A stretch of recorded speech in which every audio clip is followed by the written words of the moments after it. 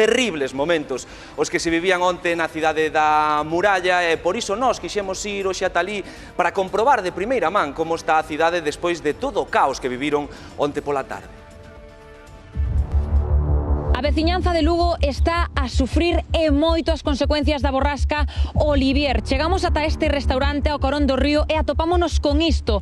Un trozo dunha ponte que está a máis de 800 metros de distancia, pero que chegou aquí, como vedes, pola forza da auga. Por certo, auga que tamén entrou no restaurante. Neste restaurante de Lugo ainda vemos como están traballando, como siguen achicando auga. De feito, vemos aquí cubos cheos de barro porque a noite foi moi complicada. As tormentas de onte, a borrasca Olivier, foi tremenda, un onchelo. Sí, estaba o río normal e de repente empezou a subir en nivel hasta que nos chegou á porta. Isto, Chelo, a que hora comeza? Cando comeza a subir a auga? Empezou sobre as 6 da tarde, máis ou menos, porque desde as 4 empezou a tormenta e aí non parou xa de chover, foi continuo, granizada, provocou que se desbordara. Claro, aquí hai que dicir, este restaurante está ao carón do río, o rato. Sí, pero isto é a primeira vez que sucede, nunca chegou agua aquí adentro, nunca. Vemos por aquí agora tamén a Javier traballando contigo, limpando todo. Dende que hora levades limpando o restaurante? Porque hoxe abrides, non? Sí, de feito temos comidas. Levamos desde as 8 da mañá. E mira, Chelo, ti como viviches todo? Porque... Home, tensión, porque sí, porque ademais aí no centro de interpretación había nenos, tuveron que vir pola zona do monte, a través do monte andando 20 minutos a por eles e sacalos por ali.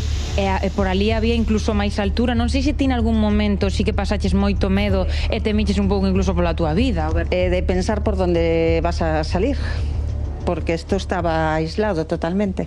O Paseo do Rato tamén se veu moi afectado pola borrasca. E se non, mirade ata onde chegou a ponte que cruza unha beira do río coa outra. Estaba aquí e quedou xusto debaixo doutra ponte. Pois que nada, que se encheu todo de auga hasta uns límites que nunca había alcanzado. Cando o cauce non está limpio, pois a veces é o que ocurre. Entón ti estás dicindo que esta situación puido darse pola falta de limpeza no río? Entre outras cousas, sí, que acumule tanta auga, sí. Esa é a ponte que estaba un pouquiño máis arriba, arrancouna, e levouna pa aí e está decolizando a auga. E pois ali hai unha pasarela, pois que tamén está ocupando arcos da ponte que por onde teria que pasar a auga. Pero entón a forza da auga foi brutal. Foi brutal, foi como nunca. Eu non sei que pasaría, depois o nivel aquí da auga que subía máis e máis e máis e non desahogaba.